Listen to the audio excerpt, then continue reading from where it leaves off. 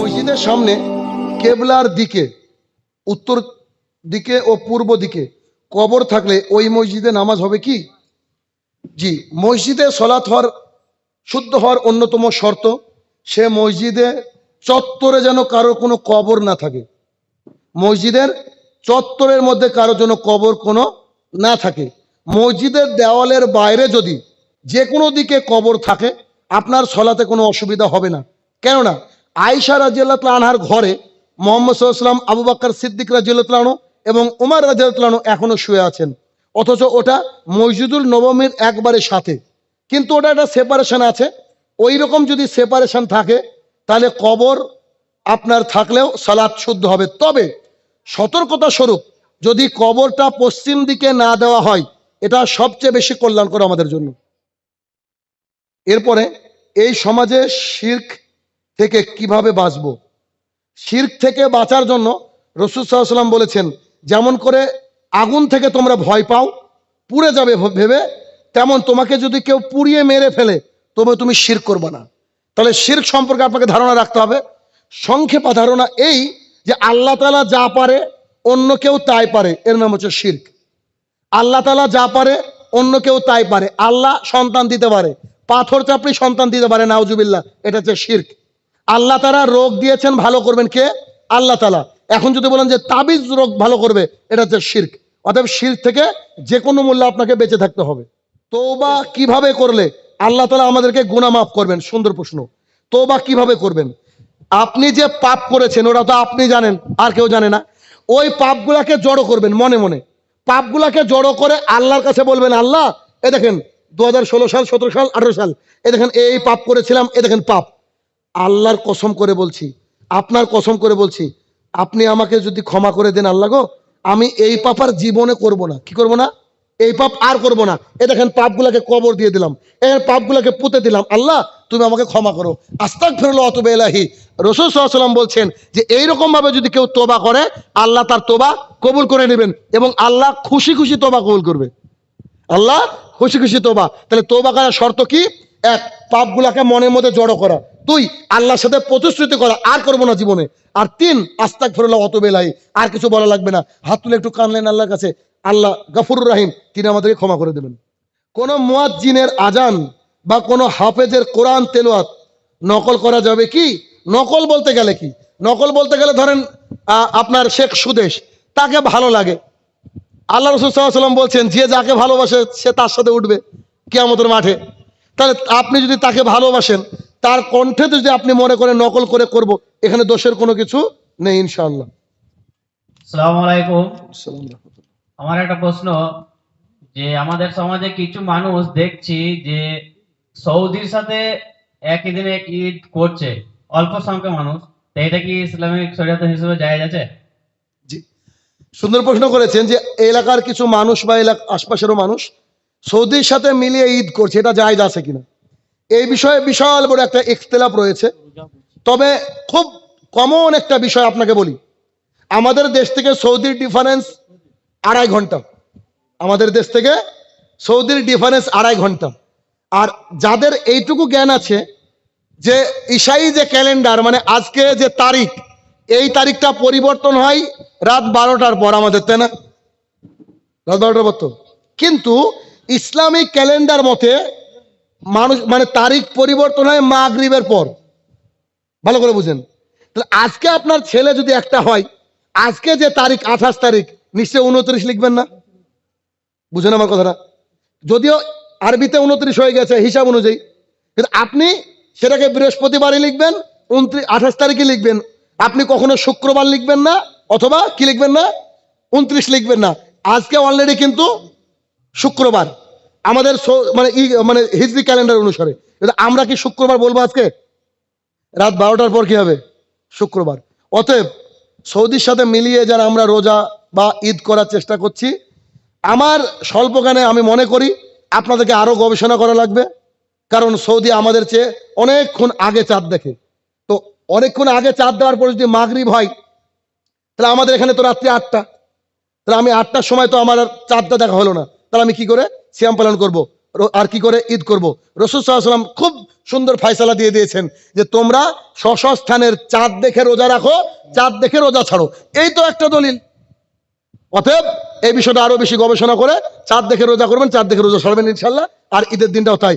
আর চাঁদ যদি মেঘলা আকাশের কারণে দেখতে না পান, 30টা রমাদান পূর্ণ করে নেবেন, ব্যাস। আচ্ছা, এখানে আছে একটা দি উত্তর। কোকো কোলা, পেপসি, 7 আপ খাওয়া কি হারাম? যদি তাতে হারাম কোনো ইনগ্রিডিয়েন্টস উপাদান থাকে তাহলে হারাম। এখন পর্যন্ত ল্যাবে গিয়ে কেউ টেস্ট করে বলেনি যে এর মধ্যে হারাম আছে। তবে উস্তাদ আব্দুর রাজ্জাক বিন ইউসুফ হাফেজাহুল্লাহ তিনি এমন একটা মানুষ, তিনি চান যে মানুষ যেন পাপের ধারে কাছে না যায়। কথা বুঝেননি? তাই তিনি বলেছেন হারাম। কিন্তু মতিউর রহমান মাদানী হাফেজাহুল্লাহ তিনি বলছেন খাওয়া যাবে। ভালো করে বুঝবেন, কিন্তু দুজনেই ঠিক, কেউ এখনো প্রমাণ করতে পারেনি। তো আব্দুর রাজ্জাক বিন ইউসুফ আপনাকে একবারে গতিতে আমল করাচ্ছেন যে আল্লাহ যদি গিয়ে বলে যে এর মধ্যে হারাম ছিল, সন্দেহ থেকে দূরে থাকো। এই অতএব এটাকে হারাম বলা যাবে না যতদিন না প্রমাণ হচ্ছে। তবে আপনি যদি না খান, আল্লাহু আলম, সেটাই উত্তম। যে কোনো সামাজিক অনুষ্ঠানে কি গান বাজনা এখন বৈধ হয়ে গিয়েছে? বিয়ে, আকিকা, মুসলমান ইত্যাদি অনুষ্ঠানে গান বাজনা হচ্ছে, এই জন্য প্রশ্ন করা হয়েছে। ইন্নালিল্লাহ। আল্লাহ সুবহানাহু ওয়া তাআলা 31 নম্বর সূরা 6 নম্বর আয়াতে বলছেন গান বাজনা হারাম, গান বাজনা হারাম। আর রাসূল সাল্লাল্লাহু আলাইহি ওয়াসাল্লাম নাফে রাদিয়াল্লাহু তাআলা আনহুকে নিয়ে যাচ্ছিলেন, বলছেন নাফে কানে আঙুল দিয়েছেন, গানের আওয়াজ আর আসছে কি? বলছে জি না, বলছে আঙুলটা আমি নামালাম। তাহলে বুঝতে হবে যে রাসূল সাল্লাল্লাহু আলাইহি ওয়াসাল্লাম গান শুনলে কানে আঙুল দিত, আর আমরা মুখস্থ করি কাঁচা বাদাম। ঠিক না? মানে উল্টো ঠিক আমরা, নাউযুবিল্লাহ মিন জালিক। গান হারাম। এই গান যারা শুনবো আমরা, আল্লাহ তাআলা কিয়ামতের মাঠে উত্তপ্ত সীসা গলি আমাদের কানে দিয়ে দেবে। রাতের বেলায় কানে পিঁপড়ে ঢুকেছে কোনোদিন? একটা পিঁপড়ের জন্য সহ্য করতে পারেন না, উত্তপ্ত সীসা আমরা কি করে করব? অতএব বিয়ে অনুষ্ঠানে হোক, এমনি হোক, বাড়িতে হোক, অলওয়েজ সর্বদা গান হারাম। এখান থেকে আমাদেরকে পরেজ থাকতে হবে, দূরে থাকতে হবে। পুরুষরা দুনিয়ার সমস্ত হালাল কাজকর্মকে সঙ্গে নিয়ে ইসলামের ওপর কিভাবে টিকে থাকতে পারে? দি শাহিনুর রহমান টিকে আছে। শাহিনুর রহমান কি ডিএড করছি, ডিএলএড। তো ডিএলএড করতে গিয়ে ম্যাডাম ফোন করে বলছে স্যার আগামী পরশু যে পরীক্ষাটা আছে তার জন্য 2000 টাকা দেওয়া লাগবে। এবার বুঝতে পারছেন ডিএড করতে ক লাখ টাকা লাগে। টাকা পয়সা সব শেষ পরীক্ষা আমার। আমি বলছি কেন টাকা লাগবে? বলছি এটা সবাই দিচ্ছে, আপনাকে দিতে হবে। আমি বলছি এটা কি ঘুষ? বলছে ধরে নেন ঘুষ। আমি বললাম যা, তোর ডিগ্রি করবো না। শাহিনুর রহমান ওখান থেকে দূরে আছে। একটা প্রতিষ্ঠানের মধ্যে ছিলাম, ওই প্রতিষ্ঠানে বলেছিলাম আমি জীবিত থাকা অবস্থায় পতাকা তুলে তাকে সম্মান করা যাবে না। আমার অবর্তমানে তারা পতাকা তুলে সম্মান করেছে। প্রতিষ্ঠানে লাখ লাখ টাকা ইনভেস্ট থাকার পরে চলে গেছি। ইউটিউব থেকে প্রতি মাসে লাখ লাখ টাকা ইনকাম করতে পারি। আল্লাহ তাআলার রহমতে কোনো রকম সংসার চলে যায়, তারপরে ইনকাম করি না। কে বললো পারা যায় না? আমার একটা এলআইসি টাইপের কিছু ছিল সৌদি যাওয়ার আগে, বুঝতাম না, এসে বইপত্র ছিঁড়ে পুড়িয়ে দিয়েছি যে জীবনে এটা করব না। কে বললো চলা যায় না? 100% হালাল ভাবে দুনিয়াতে চলা যায়। তবে এই কথাকে মনে রাখতে হবে। কথাটা কি? সাহল ইবনু সাদ রাদিয়াল্লাহু তাআলা আনহু বলেন রাসূল সাল্লাল্লাহু আলাইহি ওয়াসাল্লাম বলেছেন দুনিয়াটা মুমিনদের জন্য জেলখানা। জনাব, জেলখানায় কি অ্যান্ড্রয়েড ফোন ব্যবহার করা যায়? যাই। জেলখানায় 3টে রুটি দিয়েছে, 2টো পোড়া, গিয়ে বলবেন নাকি বদলিয়ে দেন? বলে কেউ? তাহলে মুমিনদের জন্য যদি জেলখানা হয়, আমি তো জানি যে আমার জন্য জেলখানা, এত বিলাসিতা আমার কিসের? আসসালামু আলাইকুম। আসসালাম। আমরা যে গ্রামে আকিকা দিচ্ছি ছেলে বা মেয়ে, তা আমরা বেশিরভাগই আকিকার মানে কদিন হলে দেয়া যাবে সেই সহি হাদিসটা আমরা একটু জানতে চাই আপনার কাছে। মাশাআল্লাহ। আসসালামু আলাইকুম। ওয়ালাইকুম আসসালাম। মাশাআল্লাহ, সুন্দর প্রশ্ন করেছেন। আকিকার হাদিস বুখারীতে নাই, মুসলিমে নাই, আবু দাউদ থেকে শুরু। রাসূল সাল্লাল্লাহু আলাইহি ওয়াসাল্লাম বলছেন কারোর যদি বাচ্চা হয় ছেলে, 2টো ছাগল দিবে। কি দিবে? 2টো ছাগল। আর যদি মেয়ে হয় 1টা ছাগল দিবে। ছেলে হলে 2টো ছাগল, মেয়ে হলে 1টা ছাগল। ছাগলের দাঁত থাক না থাক দেখা লাগবে না, যেমন কুরবানিতে লাগে। আকিকা কবে দিতে হবে? রাসূল সাল্লাল্লাহু আলাইহি ওয়াসাল্লাম বলছেন মেয়ে বা ছেলের বয়স যখন 7 দিন, 7 দিনের দিন একটা নাম রাখো, আকিকা দাও, মাথার চুলটাকে ন্যাড়া করে সমপরিমাণ রূপা মানুষকে দান করো, চাঁদি। এই 3টে কাজ জন্মের 7 দিনে করতে হবে। এখন কোন আলেম বলছে 7 দিনের তো ঠিক আছে, 14 দিনে চলবে, 21 দিনে চলবে, জীবনে একবার দিলেও চলবে, জীবনে একবার দিনে চলবে, এরকম কোনো সহিহ হাদিস পৃথিবীতে নাই। এটা কিয়াস করে বের করে নিয়ে এসেছে। আমার কথা হলো যে আমরা স্কুলে যখন ভর্তি হয়েছি 35-এ পাশ করার ধান্দা করব না, আমাদেরকে 90-95 পেতে হবে। সোজা কথা, বোর পেটে বাচ্চা আসলো, বউ বললো ওগো আমার পেটে বাচ্চা এসেছে, ওদিন থেকে বেশি বেশি খাটেন, 50,000 টাকা জোগাড় করেন। কেন? ভাবতে হবে যে আমার ছেলেই হবে, 2টো ছাগল লাগবে। আপনাকে আগাম প্রস্তুতি নিতে হবে, সব কিছুর প্রস্তুতি আছে, বিয়ের প্রস্তুতি নাই। অতএব 7 দিনের দিনে দিবেন, ছাগলই দিবেন। গরু দিয়ে আকিকা দিয়েছে এমন কোন সাহাবীর খোঁজ পাওয়া যায় না, এমন কোন সাহাবীর খোঁজ পাওয়া যায় না। তাই সহিহ হাদিস এটা যে ছেলে হলে 2টো ছাগল, মেয়ে হলে 1টা ছাগল, 7 দিনের দিনে দিবেন, একটা সুন্দর নাম রাখবেন, আর মাথার চুল নেড়া করে কি দিবেন? সমপরিমাণ রূপা দিয়ে দিবেন। রূপা না দিতে বলে 200-300 টাকা সাদকা করে দিবেন, ব্যাস। এরপর আসসালামু আলাইকুম। কবরস্থান ফুল হয়ে গেলে সেই কবরস্থানে কি ট্রাক্টর করে মাটি দেওয়া হবে, তার উপরে কবর দেওয়া হবে কি? যদি কবরস্থান ফুল হয়ে যায় আর আশেপাশে যদি কোথাও জমি না পাওয়া যায়, তাহলে যে পুরনো কবর, ওই পুরনো কবরকে ট্রাক্টর দিয়ে খোলার সময় যদি দেখা যায় যে কোনো হাড়গোড় থাকে কারুর, তো সেটা অন্য কোনো পুরনো কবরস্থানে দাফন করে তারপরে সেখান থেকে আবার সার দিয়ে কবর দেওয়াতে কোনো অসুবিধা নেই। আচ্ছা, আপনি নবমুসলিম, হাতে ট্যাটু রয়েছে, আল্লাহ তাআলা আপনাকে ক্ষমা করুক, চেষ্টা করবেন ট্যাটুটাকে তুলে নেওয়া। ওটা কি কোনো ছবি আছে নাকি লেখা? ত্রিশূল, আচ্ছা, মানে ভালোবেসে একসময় ত্রিশূল করেছিলেন, তো ওটাকে চেষ্টা করবেন উঠিয়ে ফেলা যায়। আর যদি না যায়, ইনশাআল্লাহুল আজিজ লা ইউকাল্লিফুল্লাহু নাফসান ইল্লা উসাহা, আল্লাহ তাআলা কারোর উপরে মাত্রায় অতিরিক্ত বোঝা চাপাননি। আল্লাহ তাআলা গফুরুর রহিম, নিশ্চয়ই তিনি ক্ষমা করে দেবেন। এরপরে আসসালামু আলাইকুম। আমার একটা প্রশ্ন হচ্ছে যে বাড়িতে মিলাদ দেওয়া জায়েজ না না জায়েজ? বাপ নামাজ পড়ে না, বাপ মারা গিয়েছে, যদি কাবার ইমামকে এনেও মিলাদ দেয় তাও বাপ জাহান্নামে। তার মানে মিলাদ মানে দোয়া ধার করা, মৌলবীকে এনে দোয়াকে ধার করা। তা আমার বাপ বললো মৌলবী এত কাঁদে কেন? কারণ মৌলবী কাঁদে এই জন্য মুরগির ঠ্যাং, মুরগির মাথার 500 টাকা। অতএব মিলাদ আবু বকর দেয়নি, উসমান দেয়নি, আলী দেয়নি রাদিয়াল্লাহু তাআলা আনহু আজমাইন, কেউ দেয়নি। অতএব মিলাদ সম্পূর্ণরূপে বিদআত। আপনার বাবা মারা গেলে, আপনার কেউ মারা গেলে, আল্লাহর কাছে আপনি আল্লাহর কাছে দুহাত তুলে বলেন, আল্লাহ গো ক্ষমা করে দেন, আল্লাহ গো আমার আম্মাকে ক্ষমা করে দেন, আল্লাহ আমার আব্বাকে ক্ষমা করে দেন। বেশি বেশি দান সাদকা করেন, আল্লাহ তাআলা ক্ষমা করে দেওয়ার মালিক। পরবর্তী প্রশ্ন। আসসালামু আলাইকুম। আসসালামু রাহমাতুল্লাহি ওয়া বারাকাতুহু। আমরা আরফা রোজা সৌদির হিসাবে রাখবো না ইন্ডিয়ার হিসাবে? এটা নিয়ে বিশাল বড় ইখতিলাফ রয়েছে।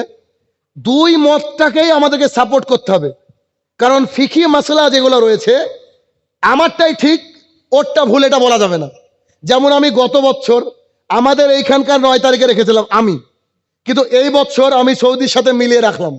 আমি কেন রাখলাম? আমি এই জন্য রাখলাম যে আমার চেয়ে বেশি বুদ্ধিমান ডক্টর আবু বকর জাকারিয়া, নাম শুনেছেন? বাংলা জগতের 1 নম্বর আলেম বলতে পারেন, 700 খানা বইয়ের লেখক, মদিনাতে তার বই পড়ানো হয়। মতিউর রহমান মাদানি, কিছুদিন আগে দেখা করে আসলাম আমরা সবাই, আলহামদুলিল্লাহ। তিনিও এই আব্দুর রাকিব মাদানি, মানে শহীদুল্লাহ খান মাদানি, বড় বড় শায়খরা যেটুকু বুঝেছেন, আলহামদুলিল্লাহ ওই মতে আমি এবছর রাখলাম। আলহামদুলিল্লাহ 1 থেকে 9 দিন রোজা রাখেন, ভেজাল নাই কোনো। আর যদি আপনার ইচ্ছা হয়, মতিউর রহমান মাদানি বলছেন 2 দিন রাখেন, 1 দিন নফল, 1 দিনই, অসুবিধা নাই। তবে যেটা আপনার খুব বেশি কাছের মনে হবে, অন্তরের মনে হবে, ওইটা রাখেন, নেকি দেওয়ার মালিক আল্লাহ তাআলা। পরবর্তী প্রশ্ন।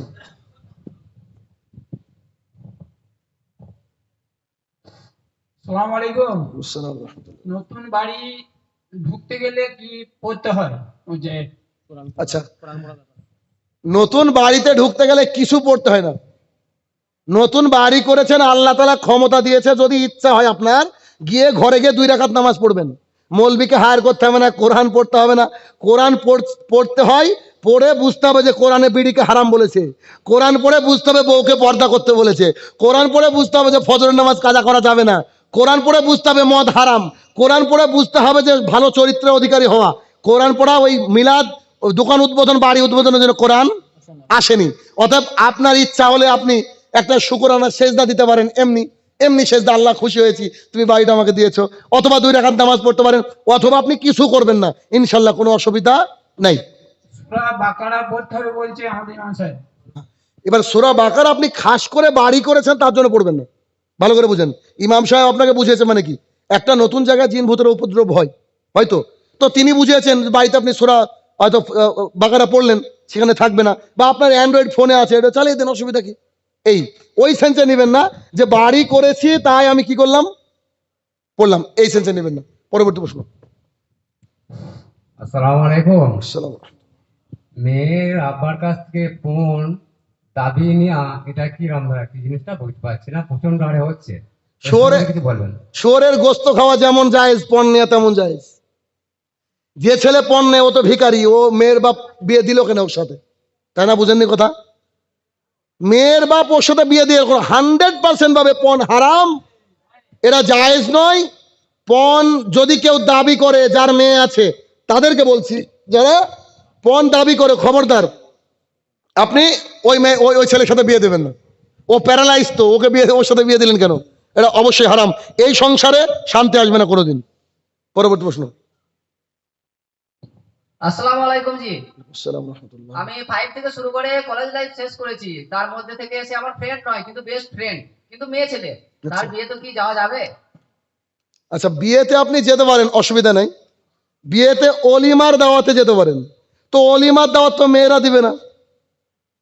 বিয়ের বরযাত্রী খানা খাওয়া হারাম। এই বিয়ে সংক্রান্ত বক্তৃতা শুনতে হলে আব্দুর রাজ্জাক বিন ইউসুফের ওই যে সালাফি কনফারেন্সে বক্তৃতা দিয়েছিলাম, 30 মিনিট 33 মিনিট, একদম ক্লিয়ার করে বলা রয়েছে। ওই বক্তৃতাটা শুনে নেবেন ইনশাল্লাহ, ইন্টারনেটে আছে, পেয়ে যাবেন, ঠিক আছে?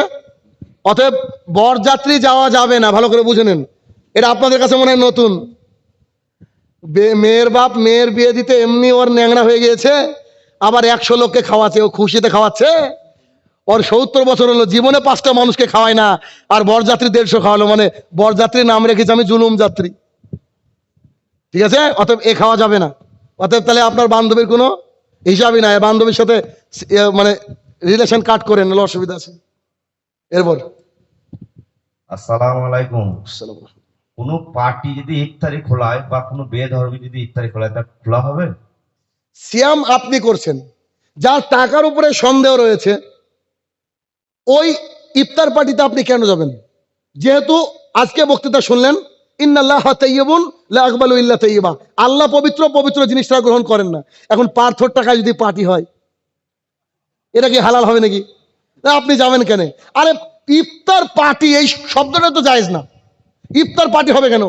ওরা শুধুমাত্র মুসলমানের ভোট কালেকশন করার জন্য, এটা ওয়ান টাইপ অফ ড্রামা, নতুন নাটক।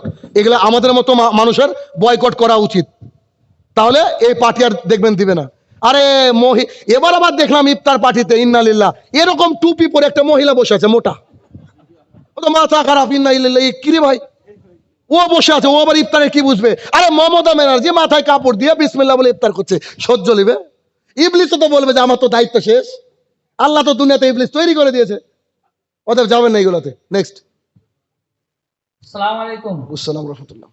যেসব বক্তারা টাকা পয়সা নিয়ে বক্তা দেয়, তা সেই তাদের টাকা পয়সাটা নেওয়াটা ঠিক হবে নাকি ঠিক? যারা আমার বক্তৃতা শোনেন তারা খুব জানেন, আসলে টাকা পয়সা নিয়ে যারা বক্তৃতা করে ওদেরকে ধুলাই করি আমি। এই জন্য আমাকে অনেক আলেম দেখতে পারে না ভাই, পাশে থাকলেও চিনতে পারে না, কথা বলে না। আমার চারিদিকে বিপদ, কারণ মানুষ বলে আমি আলেমের বিরুদ্ধে কথা বলি। আচ্ছা আমাকে বুঝান তো, আজকে যে আমরা আসলাম অত দূর থেকে, এখন অ্যাক্সিডেন্ট, আমি ড্রাইভারকে বলছি যে গাড়িটা জোরে চালাসনি, ও বিশাল জোরে চালাচ্ছে, আমি বলছি জোরে চালাসনি। এবার অ্যাক্সিডেন্ট যখন হয়ে গেল, আমার এই ভাইটার সাথে খেয়েছে, একে মারবো নাকি ড্রাইভারকে মারবো? কে ভুল করেছে? এ ভুল করেছে, ড্রাইভার ভুল করেছে। তা আমাদের সমাজে আলেম ভুল করে, আমি মুয়াজ্জিনকে কেন বকবো বলেন দেখি? কথা বুঝছেন কিনা? যারা কন্টাক্ট করে বক্তৃতা করে এদের বক্তৃতা শোনা হারাম। আমি বলছি শাহিনুর রহমান, সূরা মাইদা 16 নম্বর 5 আয়াত নম্বর 2। জি, আরো অনেক আয়াত আছে। আল্লাহ তাআলা বলছেন ওয়ালা তাস্তারু বিআয়াতি সামানান কালিলা, আমার আয়াতকে কম দামে বিক্রি করো না। একটা আলিফের দাম গোটা পৃথিবী বিক্রি করলে হবে? হবে বলেন? তো যেসব আলেমরা বলবে যে আমার এত টাকা লাগবে, 20,000 টাকা 30,000 টাকা লাগবে, বলবেন যে আসসালামু আলাইকুম হুজুর, আপনি কি ডেট নেবেন না? সালাম আলাইকুম, কোনো কথা নাই। বুঝছেন কথা? এই শ্রেণীর মানুষের বক্তৃতা শোনা জায়েজ নয়। দলিল সূরা মাইদা 16 নম্বর 5 আয়াত নম্বর 2। আল্লাহ তাআলা বলছে ভালো কাজের সাথে সহযোগিতা করো, যে খারাপ কাজ করেছে তার সাথে সহযোগিতা করো না, এই কথা বলে স্টেজ থেকে নেমে গিয়েছি নদিয়াতে। তো একজন ব্যক্তি কি করেছে, শয়তানটা দেখেন, একজন ব্যক্তি কি করেছে, যদিও প্রধান বক্তা ছিলাম কিন্তু আমার অন্য একটা জায়গায় প্রোগ্রাম ছিল, আগে বক্তৃতা করে নেমে গেছি। তো একটা ছেলে বক্তা উঠার পরপরই একটা চিরকুট দিয়েছে, বুঝলেন? তো চিরকুট দিয়েছে, বক্তা উঠে সালাম দেওয়ার পরে পড়ে ফেলেছে, মানে ও বুঝতে পারেনি কি দিয়েছে। তো ও এভাবে পড়ছে, আসসালামু আলাইকুম, আপনার আগের বক্তা শাহিনুর রহমান বলে গেল যে যারা কন্ট্যাক্ট করে বক্তৃতা শুনে ওদের বক্তৃতা শোনা হারাম, না জায়েজ।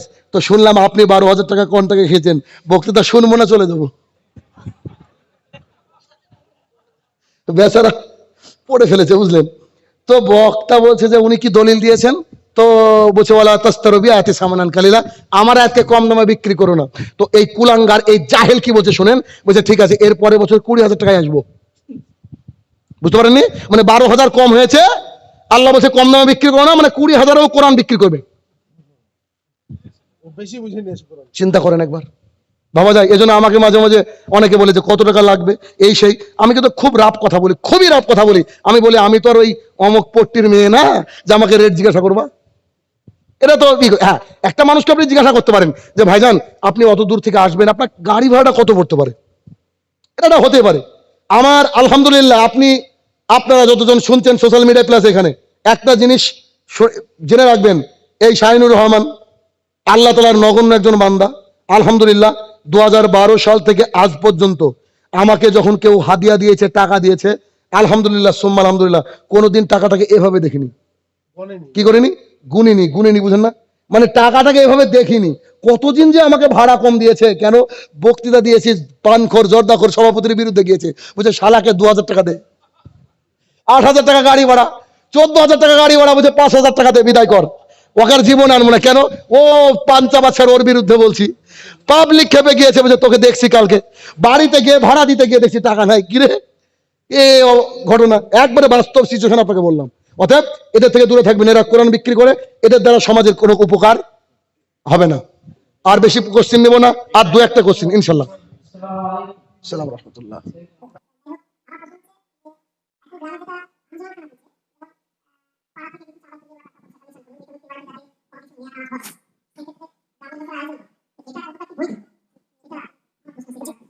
ভাইজান প্রশ্ন করেছেন, আর ওনারা কয়েকজন এসেছেন কালনা থেকে, মানে এখান থেকে 80 কিলোমিটার দূর, তাই না? 80 কিলোমিটার দূর এই ভাইজানরা এসেছে, আমার কাছে টাকা পাবে, আমার সাথে ব্যবসা। ওনারা আজকে আমাকে জীবনে প্রথম দেখলো, তাই না? ইনাদের ব্যাপারে একটা হাদিস বলে আমি আপনাকে, আপনাদের মনটা জুড়িয়ে যাবে যারা এসেছেন। হাদিস, একটা হাদিস শুনেন। আনাস রাদিয়াল্লাহু তাআলা আনহু বলেন, একজন ব্যক্তি রাস্তা দিয়ে যাচ্ছে, ওই পাড়ায় যাবে, তা আল্লাহ তাআলা ফেরেশতাকে বলছে যাও যাও ওই লোকটাকে জিজ্ঞাসা করো কোথায় যাচ্ছে। তা আল্লাহ তাআলা ফেরেশতাকে পাঠিয়ে গিয়ে বলছেন, ফেরেশতা বলছে ভাইজান কোথায় যাবেন, ও তো মানুষ হয়ে গেছে। ফেরেশতা, ভাই কোথায় যাবেন? তো ওই অমুক ব্যক্তির সাথে দেখা করতে যাব। ব্যবসা করেন? আরে না না না। টাকা পাবেন? আরে না। তো কেন যাচ্ছেন? বলছে ও অমুক ব্যক্তি দিন ইসলাম মানে, আমি যা করে নামাজ পড়ি ও নামাজ পড়ে, তো খালি দিনের খাতিরে ভালোবাসার জন্য তার সাথে যাব, সাক্ষাৎ করব, আবার চলে আসব, আর অন্য কোনো উদ্দেশ্য নেই। তখন আল্লাহ তাআলা ফেরেশতাকে বলছে যে ওকে বলে দাও আমি ওর জন্য জান্নাতকে ওয়াজিব করে দিয়েছি। সুবহানাল্লাহ বলবেন না? আমি, আমার এ ভাই আর এ ভাই, 4 জন 400 কিলোমিটার পাড়ি দিয়ে মতিউর রহমান মাদানিকে দেখতে গিয়েছিলাম। উদ্দেশ্য কি? শাইখের সাথে একটু দেখা করা আর আল্লাহর কাছে জান্নাত নেওয়া, আর অন্য কোনো উদ্দেশ্য নেই। কথা বুঝতে পারছেন? অতএব এরকম ভাবে সাক্ষাৎ করবেন। আলহামদুলিল্লাহ, আলহামদুলিল্লাহ। আজকে একটা ছেলে, আমার মেসেজ রয়েছে, বাংলাদেশের কোথা থেকে বলছে, যা হোক চট্টগ্রাম না কোথা থেকে, উনি হয়তো বক্তৃতা শুনছেন কিনা আল্লাহ ভালো জানে। তো উনি বলছেন শেখ আব্দুর রাজ্জাক বিন ইউসুফ বলেছেন যে ব্যক্তি যাকে ভালোবাসে তার সাথে কিয়ামতের মাঠে উঠবে। ও যে আমি আপনাকে ভালোবাসি, আপনার সাথে উঠবো, যে কোনো মূল্যে ভিসা করে আপনার সাথে সাক্ষাৎ করবই করব। কয়েকদিন আগে একটা লোক আমাকে ফোন করলো, ফোন করে বলছে শেখ আপনার বাড়িটা কোথা? তো এখানে, তো একটু বাইরে আসবেন। মানুষকে জিজ্ঞাসা করে রেখেছে, এসে আমি যখন হ্যান্ডশেক করছি আমাকে জোরে ধরে বলছে আমি কুষ্টিয়ার মেহেরপুর থেকে আসলাম শুধু আপনার সাথে দেখা করার জন্য। আমি তাকেও হাদিসটা শুনিয়েছি। বুঝতে পারছেন কথা? তো এরকম সাক্ষাৎ করবেন, বিনা কারণে দিনী ভাইদের সাথে সাক্ষাৎ করবেন, আল্লাহ তাআলা আপনাদের জন্য জান্নাত বরাদ্দ করে দেবে। এবার ভাইয়ের দ্বিতীয় না প্রশ্নটা হচ্ছে যে এলাকায় আঞ্জুমানখানা তৈরি হচ্ছে, কোন ব্যক্তি মারা গেলে বাইরের লোক তাকে কবরস্থ করতে আসে। তো কবরস্থ করতে এসে এই লোকগুলার যে খিদে লাগে, যারা এই খিদের খাবারটা ওরা দিয়ে দেয়, এটা জায়েজ নয়, এটা জায়েজ নয়। আমি সচক্ষে দেখেছি, আজকেও দেখে আসলাম যে একদিকে মাইয়াতকে গোসল দিচ্ছে আর আরেকদিকে রান্না হচ্ছে। ওই মাংসটা দেখতো লবণ হয়েছে কিনা, হয় কি হয় না? অথচ মুহাম্মদ সাল্লাল্লাহু আলাইহি ওয়াসাল্লামের একটা হাদিস আপনাকে বলবো। বারা ইবনে আযিব রাদিয়াল্লাহু তাআলা আনহু বলেন, রাসূল সাল্লাল্লাহু আলাইহি ওয়াসাল্লামের সঙ্গে এক আনসারী ভাইয়ের জানাজায় গেলাম, গিয়ে দেখছি কবর খননের কাজ চলছে। তা আমি বসে, মুহাম্মদ সাল্লাল্লাহু আলাইহি ওয়াসাল্লাম বসলো, আমরা বসলাম। আমরা এমন ভাবে বসে থাকলাম, পাখিতে মনে করছে আমরা গাছের গুড়ি। গাছের গুড়ি বুঝেন? এই গাছ কেটে দিয়েছে, তো পাখি মানুষের মাথার উপরে বসে? মানুষের মাথার উপরে বসে কি? বসে না, কিন্তু গাছের উপরে বসে না? তো ওই সাহাবী বলছে আমরা একবারে কাঠের গাছের গুড়ির মতো বসে গেলাম। মুহাম্মদ সাল্লাল্লাহু আলাইহি ওয়াসাল্লাম চুপচাপ করে মাটিতে কিছু লিখছিলেন, আঁকছিলেন। কি করছিলেন? চট করে মাথা উঠে বলছে, হে সাহাবীরা, কবরের আযাব থেকে আল্লাহর কাছে পানা চাও। আমরা তাকে দেখলাম মুহাম্মদ সাল্লাল্লাহু আলাইহি ওয়াসাল্লামের চোখ দিয়ে পানি পড়ে, দাড়ি মোবারক ভিজে, কবরের মাটি ভিজছে। রাসূল সাল্লাল্লাহু আলাইহি ওয়াসাল্লাম কান্না করতেন কবর দেখলে। সাহাবায়ে কেরামরা কান্না করতেন কবর দেখে। সাহাবায়ে কেরামরা বলছে আমরা এতটাই নিশ্চুপ ছিলাম, পাখিতে ভেবেছে আমরা কাঠের গুড়ি, আমাদের মাথার উপরে পাখি বসেছিল। তার মানে মানুষ মারা গেলে, আরে আপনার খিদে লাগবে কেন আমি তো বুঝতে পারি না। মানুষ মারা গেলে আপনার অন্তরটা এত বেশি কাঁদবে, এত ভয়ার্ত হয়ে যাবেন যে আপনি থরথর করে কাঁপবেন। আপনি ভাববেন আল্লাহ গো, আমাকেও আসতে হবে, আমাকেও মরতে হবে। আপনার তো দুদিন খিদে লাগা উচিত না। আর ওই এসেছে বলে খিচুড়ি খেয়ে বাড়িয়ে যাবেন। আবার মাছের মাথা না পেলে ঝামেলা, ছাগলের না ঠ্যাং পেলে ঝামেলা। অতএব এটা একটা নতুন পদ্ধতি। এবার অনেকে বলতে পারে, হ্যাঁ আমার ওই ভাইটা কলকাতা থেকে আসলো, না খেয়ে যাবে। জি, তাদের জন্য দায়িত্ব নিতে হবে কাকে? বাড়ির পাশের যারা মানুষ, তারা তো নিশ্চয় রান্না করেছে, কি করে? তো তারা কি করবে? ওই দু একজন লোককে নিয়ে যাবে, তার বাড়িতে খাওয়াবে, যদি অনেক দূরের মানুষ হয়। আর যে বাড়ির মাইয়াত মারা গিয়েছে, সে বাড়ির মানুষকে পাশের বাড়ির মানুষ 2-3 দিন 4 দিন 7 দিন খাবার দিবে, তাদেরকে নিয়ে গিয়ে খাওয়াবে, খাবার দিবে, ব্যাস। এইভাবে করতে গেলে আগামী দিন মৃত্যু মনে হবে না, মৃত্যুকে একটা অনুষ্ঠান মনে হবে। আজকে আমি দেখে আসলাম, আমার নিজের দুলা ভাই মারা গিয়েছে, মানে বড় মেজো মেয়ের স্বামী। তো আজকে দেখে আসলাম, বলছে খেয়ে যান। তা বলছে, আমাকে তো বলতে পারে না, আমাকে চিনে সবাই মোটামুটি, তা আমাকে বলতে পাশ থেকে বলছে যে খেয়ে যান। তা বলছে, কত বড় সাহস! যাক, আর কোনো প্রশ্ন কারণ? আসসালামু আলাইকুম। আসসালামু আলাইকুম। হ্যাঁ, ওয়ালাইকুম আসসালাম। জি বলেন, কি বলছেন? আসরের সঠিক নামাজ পড়ার সময় কখন? আসরের নামাজ দেখবেন মোবাইলে অ্যাপস পাওয়া যায়, সালাত বলে একটা অ্যাপস পাওয়া যায়, ওটা ডাউনলোড করে নেবেন। ডাউনলোড করে নিয়ে দেখবেন, আজকে যেমন আমাদের জলঙ্গিত, আমি যেখান থেকে আসছি, 3:06 ওয়াক্ত ছিল। কততে? 3:06। আমাদের মসজিদে আজান হয় 3:15-তে, আমরা জামাত করি 3:30-তে। আপনাদের কটায়? এই গ্রামে কটায়? 3:40। তো ঠিক আছে, মোটামুটি অসুবিধা নেই, তবে 3:30 হলে একটু ভালো হয়, ঠিক আছে না? আউয়াল ওয়াক্ত হবে, তো এতে অসুবিধা নাই ইনশাআল্লাহ। আচ্ছা, আর কোনো প্রশ্ন নিচ্ছি না? জি জি জি জি, তখন তোমরা আসরের সালাত আদায় করো। জি, অর্থাৎ 35-40 ইনশাআল্লাহ, এতে একটু আপনার অসুবিধা নেই, সালাত আদায় করবেন।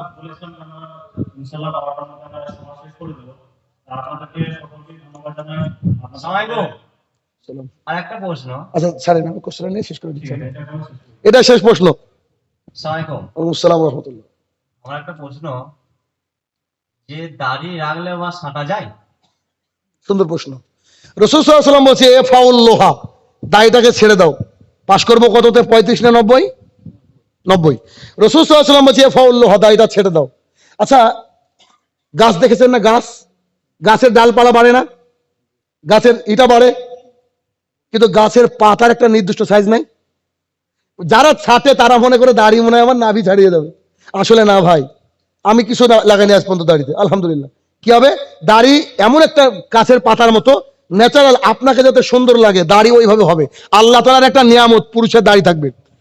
ভালো করে শুনে রাখবেন, এটা দাড়ি না, তলে এটা, তো এটা ছাটেন কেন? দাড়ি রাখলে একদম টোটাল ছেড়ে দিতে হবে, আর গোফটাকে কাইচি দিয়ে ছাড়তে হবে, ট্রিম করতে হবে। রাসূল সাল্লাল্লাহু আলাইহি ওয়াসাল্লাম বলছে, এ ফাউল লোহা, দাড়িটাকে ছেড়ে দাও, ওয়াসুস সারেফ, গোফটাকে ছাটো, ব্যাস। এই পৃথিবীর বুকে জীবিত অন্যতম এক সুন্নাহ, কিন্তু আমলের দিক দিয়ে ওয়াজিব বা ফরজ, দাড়ি রাখা ওয়াজিব বা ফরজ। এটা আমাদেরকে দেখানোর যে মুহাম্মদ সাল্লাল্লাহু আলাইহি ওয়াসাল্লামকে গিয়ে বলতে পারবো যে আমাদের বয়স অল্প ছিল, আমরা দাড়ি রেখেছিলাম, পাড়ার কত মানুষ টিটকারি মেরেছে আল্লাহ রসুল, শুধু আপনাকে ভালোবেসে দাঁড়িয়ে রেখেছি, এখন আপনি কি করবেন করেন। মোহাম্মদ সাল্লাল্লাহু আলাইহি ওয়াসাল্লাম বলে let's go to the paradise, চলো জান্নাতে যাই। বুঝছেন কথাটা? অতএব দাড়ি রাখা ওয়াজিব। আল্লাহ তাআলা আমাদেরকে দাড়ি পূর্ণাঙ্গ রাখার তৌফিক আতা করুক। আল্লাহ